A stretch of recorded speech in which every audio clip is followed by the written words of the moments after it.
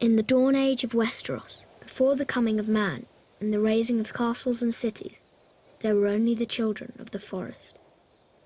Little is known of them now, but it is said they were small in stature, dark and beautiful, and no taller than children when grown to manhood.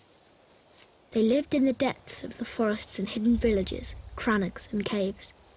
They hunted with weirwood bows and armed themselves with blades of obsidian. Their wise men were called green seers and were possessed of a powerful magic.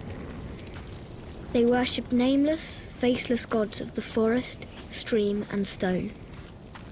According to legend, it was they who carved faces in the great white trunks of the majestic weirwoods. Their deep-cut eyes were red with sap and ever watchful. 12,000 years ago, the first men came from the eastern continent, crossing a land bridge called the Arm of Dawn. Riding their great horses and wielding weapons of bronze, they cut down the children's forests and weirwoods. A terrible war raged between the children and the first men that lasted for centuries. At long last, the two races sought an end to the years of horror and bloodshed. They met on a small isle in the centre of a great lake called the God's Eye. It was there they forged the pact.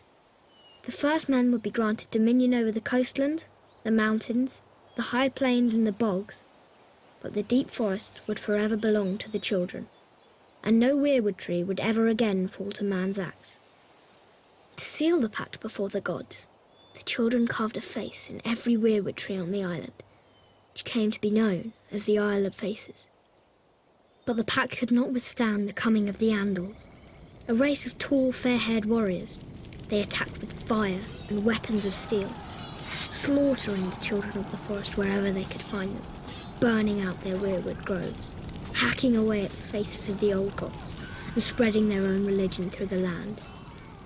Centuries of war followed, and the Andals conquered every kingdom in Westeros, save one, the North.